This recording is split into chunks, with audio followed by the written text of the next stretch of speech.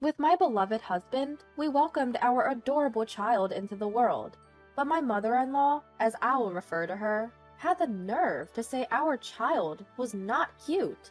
Can you imagine saying such a thing about your own grandchild?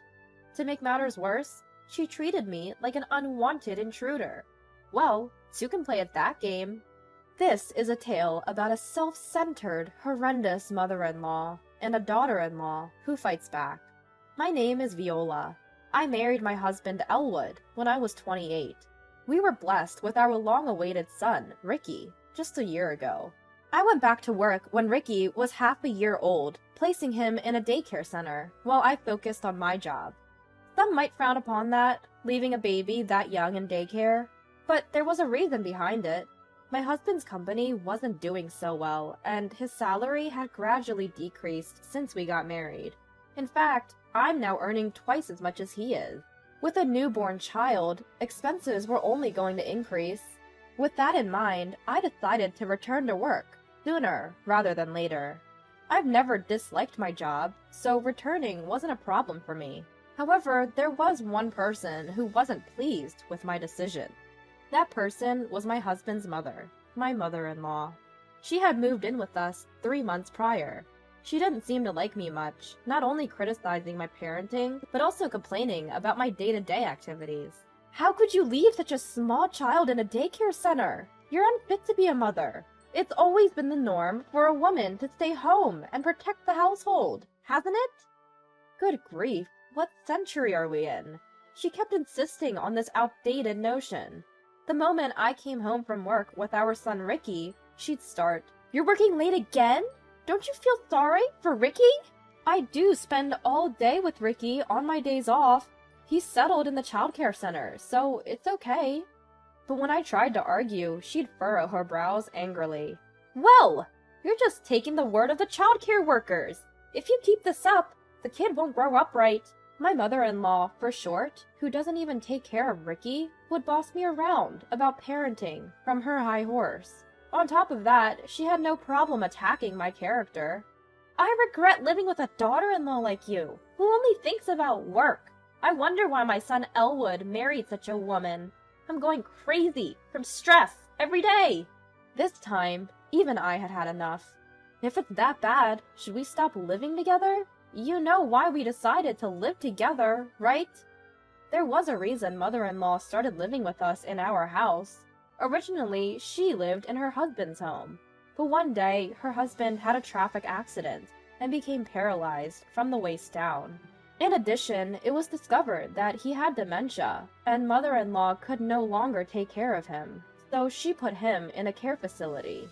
She then insisted that we move in with her, but both my husband and I had work. Considering our commute, it was impossible for us to move from our current house. Then, one day, mother-in-law moved her stuff to our house without warning and just settled in. In the end, this living arrangement wasn't agreed upon. Mother-in-law just moved in on her own. It's what you might call an unwelcome cohabitation. Look, I understand that things are tough for you because of my father-in-law. That's why I agreed to this living arrangement. But remember, we promised not to interfere with each other, right? Huh? Did we? I can't remember something from so long ago. Even when I reminded her of our promise, mother-in-law was riding high, perhaps confident that she wouldn't be kicked out. Her attitude was really getting on my nerves. Enough is enough! I agreed to live with you because we promised not to interfere. This is not what we agreed on. Oh, you're so noisy. Why can't you be cuter? Like Cecil. She's such a good, obedient girl. Cecil is my brother-in-law's wife. From my perspective, she's my sister-in-law, and she also has a bad personality. It's better to say that she's cunning, rather than having a bad personality. As soon as she married my brother-in-law, she became a housewife, and was very liked by my mother-in-law. Mother-in-law would invite her to our house without our permission, and they'd talk behind my back. Listen to this, Cecil. Viola is still working, you know. Oh my, really? Ricky is still so small. Can't believe she can do that. Right? Right? Unlike you, who is smart enough to become a full-time housewife after getting married. I don't have to worry about when you have a child. I respect you, mother-in-law, so I'll do my best. Such petty squabbles would go on and on. To my displeasure, they would intentionally converse in loud voices within my earshot. I despised them from the bottom of my heart. Gradually, to curry favor with my mother-in-law, Cecil began to speak ill of me of her own accord. You know, doesn't my brother-in-law make about the same salary as my husband? Yet, you're still working too. Could it be that you're terrible at managing money? Perhaps a few years ago, my husband did earn the same as my brother-in-law, but now his earnings have dipped below that. I hadn't mentioned to them about my husband's company's deteriorating financial situation, partly due to my pride. It's become routine now that whenever Cecil talks trash about me, my mother-in-law joins in, gleefully.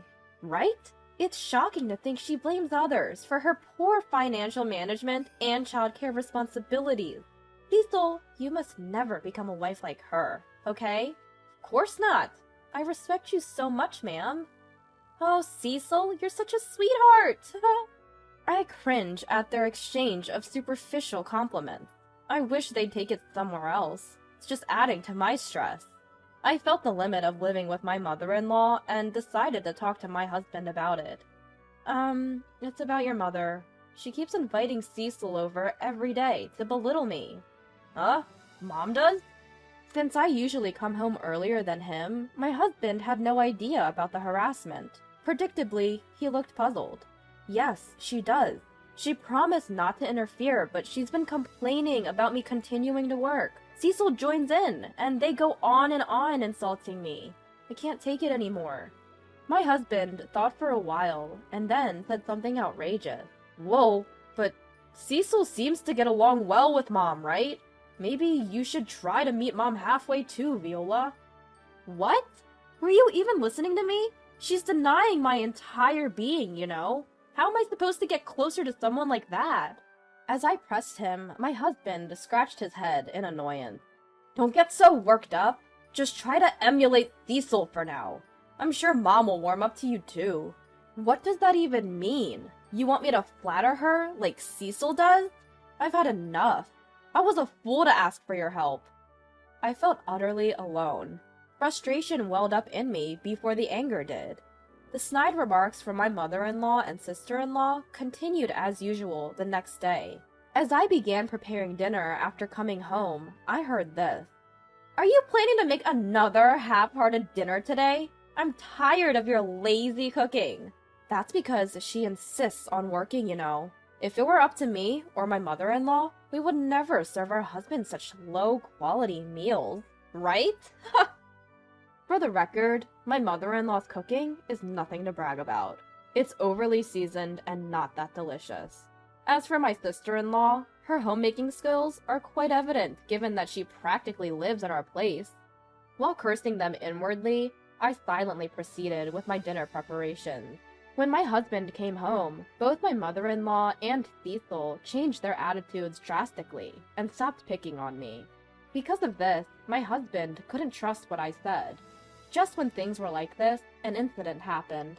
Out of nowhere, I got a call from the childcare center during my work shift. I hurriedly contacted my husband and rushed home.